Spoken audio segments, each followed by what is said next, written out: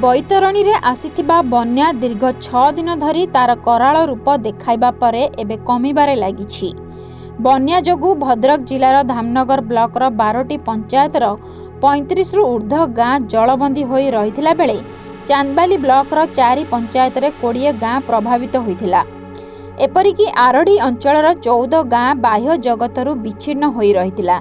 एबे भी अनेक गाँ रास्तारे बन्या पानी प्रभावित हेउथिबारु दैनंदिन कार्य पाई लोकमाने पानी रे पसी यातायात करुछंती। 6 दिन हेला शह शह एकर चाष जमी जलमग्न होई रहिछि। ताहा सह बेसी प्रभावित होइछंती गृहपालित पशु। दीर्घ 6 रु 7 दिन धरी गाँ दांड और नदी बंदर आश्रय नैछंती।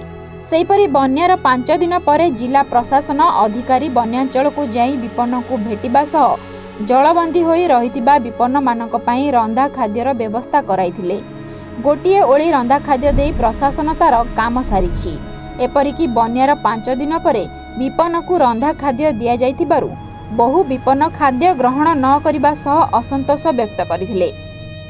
हे आउ धान किछि नाही बिलरे आ पानी एरम आसी 3-4टा पानी नष्ट कर सारानी आ लोक माने बहुत हैरान होउछन्ती। यातायात पाई भी बजार जाई पनांती आंठे आंठे पानी हे होउछि।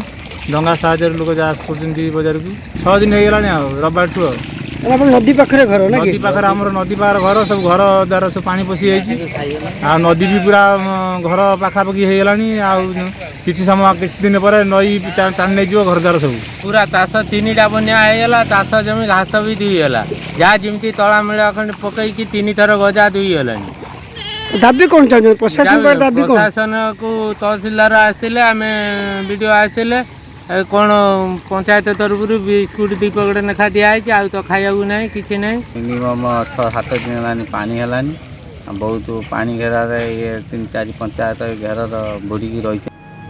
पानी छाड़िबा जाए रंधा खाद्य जोगाई देबाकू भद्रक जिलापाल दिलीप राउतराय कहिथिले। हेले एपटे विपन्न भोक उपासरे स्कूल घरे दीर्घ 5 दिन रहिबा परे बन्या पानी कमिबारु निज घरकू फेरी आसबाबपत्र सजाडुछंती।